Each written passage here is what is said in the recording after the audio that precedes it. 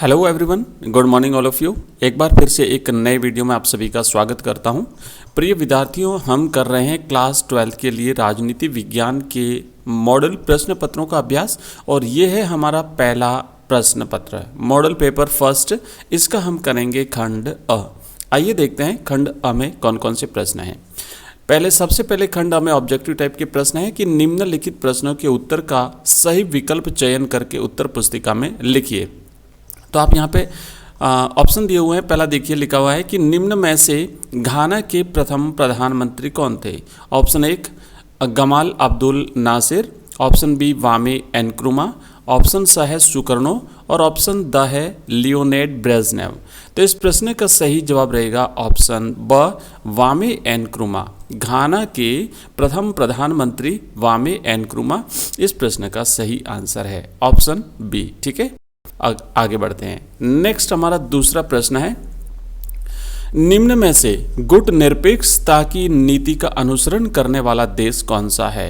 गुट निरपेक्षता की नीति का अनुसरण करने वाला देश कौन सा है। ऑप्शन 1 है भारत, ऑप्शन ब है चीन, ऑप्शन स है संयुक्त राज्य अमेरिका और ऑप्शन द है रूस।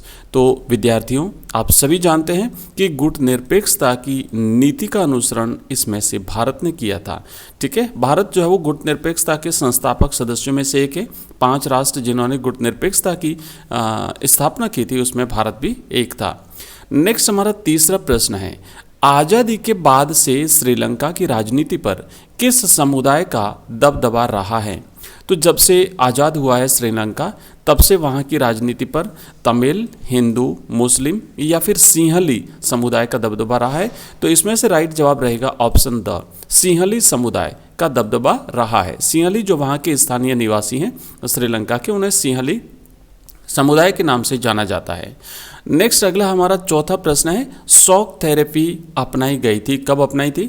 1988 में, ऑप्शन ब है 1989 में, ऑप्शन स है 1990 में और ऑप्शन द है 1992 में। तो इस प्रश्न का सही जवाब रहेगा ऑप्शन स 1990 में शॉक थेरेपी अपनाई गई थी। नेक्स्ट अगला प्रश्न है पांचवा, दक्षेस का प्रथम सम्मेलन निम्न में से किस देश में हुआ था। ऑप्शन 1 है भारत, ऑप्शन ब है नेपाल, ऑप्शन स है पाकिस्तान और ऑप्शन द है बांग्लादेश। तो इस प्रश्न का सही जवाब है बांग्लादेश में जो है वो इसका प्रथम सम्मेलन हुआ था, बांग्लादेश के ढाका में, है ना। बांग्लादेश के ढाका में दक्षेस का सार्क का प्रथम सम्मेलन हुआ था।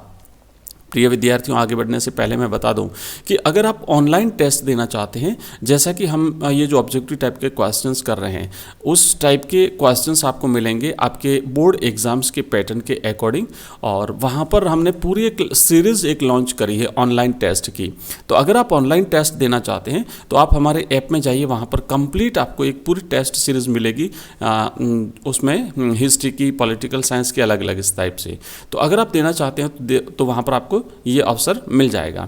वहाँ पर टोटल जितने क्वेश्चंस रहेंगे, आप जो टेस्ट सीरीज़ में आप टेस्ट फर्स्ट दे रहे हैं, सेकंड दे रहे हैं, थर्ड दे रहे हैं, ऐसे पूरे आपको 30 टेस्ट मिलेंगे। एक टेस्ट सीरीज़ में 30 टेस्ट है ना, 30 टेस्ट मिलेंगे। तो टेस्ट देने के बाद में आपको हाथों हाथ रिजल्ट मिलेगा, कितने क्वेश्चंस अटेंड किए, कितने राइट हुए और जो गलत हुए हैं उसका राइट आंसर क्या है, ये सारी चीज़ें आपको वहाँ पर मिलेगी। तो अगर आप देना चाहते हैं तो हमारा ऐप डाउनलोड करिए। एजुकेशन राइज हमारा ऐप है, प्ले स्टोर पर अवेलेबल है और लिंक इस वीडियो के डिस्क्रिप्शन में आपको मिल जाएगा।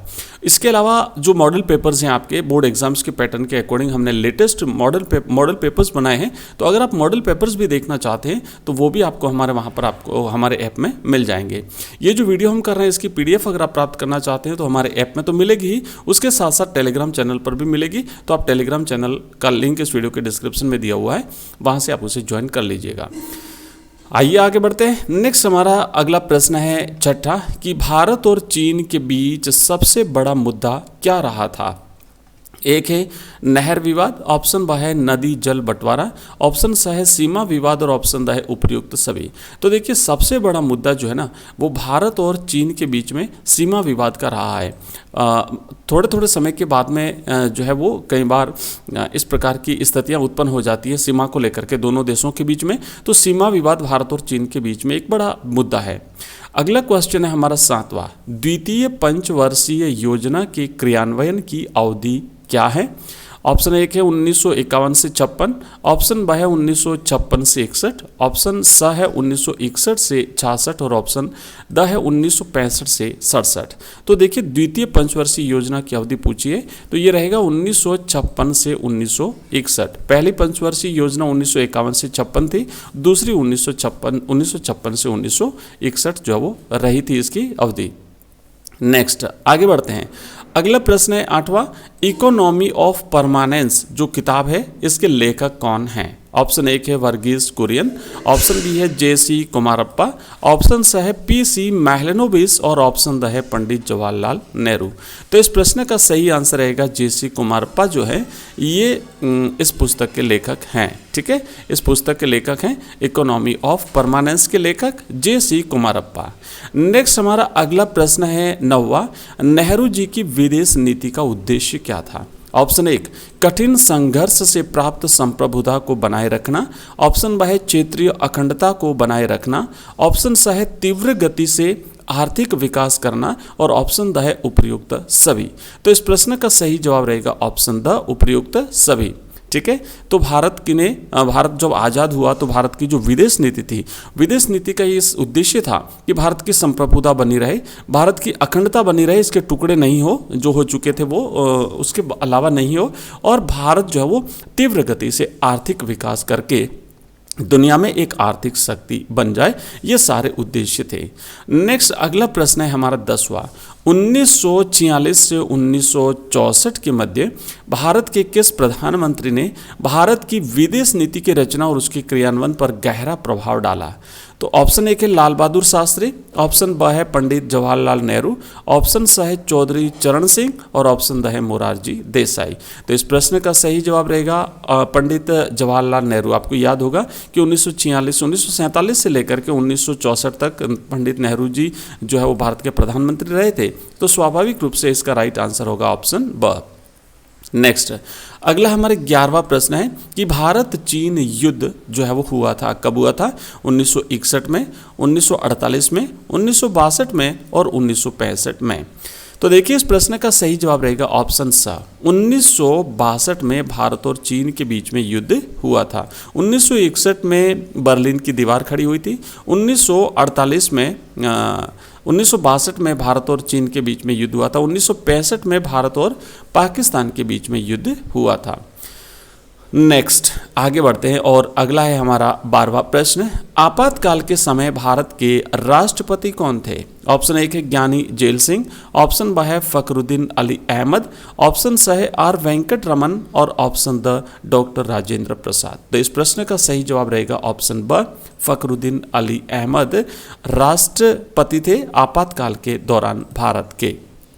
तो प्रिय विद्यार्थियों, हमने आपके पैटर्न के अकॉर्डिंग 12 प्रश्न किए हैं ऑब्जेक्टिव टाइप के, और अब नेक्स्ट हम करेंगे रिक्त स्थान वाले प्रश्न उत्तर। अगर आप नए हैं और पहली बार चैनल पर आए हैं तो चैनल को सब्सक्राइब जरूर कीजिए। मैं आपको बता दूं कि अगर आप हमारे व्हाट्सएप ग्रुप में जुड़ना चाहते हैं तो उसका लिंक इस वीडियो के डिस्क्रिप्शन में मिल जाएगा। आप हमारे टेलीग्राम चैनल को ज्वाइन करिए जहाँ पर हम PDF देते हैं, और हमारी जो शाम को लाइव क्लास होती है 8 बजे, उस लाइव क्लास का नोटिफिकेशन और उसकी लिंक जो है वो हमारे टेलीग्राम चैनल में मिलती है, और साथ ही साथ ये जो वीडियोज़ कर रहे हैं उसकी PDF भी हम वहाँ पर अवेलेबल कराते हैं। और इसके अलावा अगर आप मॉडल पेपर्स प्राप्त करना चाहते हैं, अगर आप ऑनलाइन टेस्ट देना चाहते हैं, अगर आप PDF प्राप्त करना चाहते हैं, वीडियो लेक्चर्स प्राप्त करना चाहते हैं, नोट्स अगर आप प्राप्त करना चाहते हैं, तो आप हमारा ऐप डाउनलोड करिए। वहाँ पर कंप्लीट सॉल्यूशन मिलेगा आपको, लेटेस्ट पैटर्न के अकॉर्डिंग आपको वहाँ पर टेस्ट सीरीज मिलेगी, मॉडल पेपर्स मिलेंगे। ठीक है, ये सारी चीज़ें वहाँ पर आपको मिल जाएगी, और हमारे जो वीडियोस हैं वो चैप्टर वाइज आपको वहाँ पर मिल जाएंगे। तो आप हमारा ऐप एजुकेशन राइज डाउनलोड करेंगे, लिंक इस वीडियो के डिस्क्रिप्शन में दिया हुआ है। आइए आगे बढ़ते हैं और देखते हैं दूसरा प्रश्न, रिक्त स्थानों की पूर्ति कीजिए। दूसरे का पहला प्रश्न है कि अंतर्राष्ट्रीय मुद्रा कोष में समूह 7 G7 के सदस्यों के पास इतने प्रतिशत मत हैं। अंतर्राष्ट्रीय मुद्रा कोष में ना IMF में, तो इनके पास में 41.29% मत हैं। अगला प्रश्न है हमारा दूसरा, 11 सितंबर 2001 को आतंकवादियों ने, है ना, 9/11 की घटना आपको याद होगी, 9/11 के नाम से जानी जाती है। 9 नहीं सितंबर 11 तारीख थी, तो 9/11 यानी 11 सितंबर 2001 को आतंकवादियों ने के वर्ल्ड ट्रेड सेंटर पर हमला किया था। तो इन्होंने अमेरिका के वर्ल्ड ट्रेड सेंटर पर हमला किया था। आप लिखेंगे यहाँ पे संयुक्त राज्य अमेरिका। नेक्स्ट हमारा अगला तीसरा प्रश्न है कि भारत का संविधान दिनांक और सन आपको यहाँ पे लिखना है को अंगीकृत किया गया था। तो भारत का संविधान 26 नवंबर 1949 को अंगीकृत किया गया था और इसे पूर्ण रूप से 1950 को 26 जनवरी 1950 से ये लागू हुआ था। नेक्स्ट अगला प्रश्न है संयुक्त राष्ट्र संघ का मुख्य उद्देश्य विश्व में बनाए रखना है। तो विश्व में शांति और सुरक्षा बनाए रखने का कार्य है यूएनओ का, संयुक्त राष्ट्र संघ का। नेक्स्ट हमारा प्रश्न है कि मुकदमे में सर्वोच्च न्यायालय ने फैसला सुनाया था कि संविधान का एक बुनियादी ढांचा है, कि संविधान का एक बुनियादी ढांचा है। तो ये जो है ना ये फैसला सुनाया था केशवानंद भारती बनाम केरल राज्य के विवाद में। नेक्स्ट है वर्ष में बामसेफ का गठन हुआ था। बामसेफ एक पिछड़ी जातियों के उत्थान के लिए बनाया गया एक संगठन था। तो इसकी स्थापना 1978 में हुई थी। इसका राइट आंसर रहेगा ऑप्शन 1978। ठीक है, और अब है अति लघुतरात्मक प्रश्न। तो ये जो अति लघुतरात्मक प्रश्न है इनको हम नेक्स्ट वीडियो में लेंगे क्योंकि वीडियो काफ़ी लंबा हो रहा है। तो मिलते हैं जल्दी ही इसके सेकंड पार्ट के साथ, पार्ट नंबर 2 के साथ हम इसके अति लघुतरात्मक प्रश्नों के रूप में। आपको कैसा लगा ये वीडियो मुझे जरूर बताइएगा कमेंट करके। और नेक्स्ट वीडियो आप किस टॉपिक पर चाहते हैं, किस सब्जेक्ट का मॉडल पेपर आप चाहते हैं, मुझे कमेंट करके बता दीजिएगा ताकि मैं नेक्स्ट जो वीडियो है वो उस सब्जेक्ट का मॉडल पेपर लेकर के आऊँगा। मिलते हैं नेक्स्ट वीडियो में जल्दी, तब तक के लिए बाय, धन्यवाद।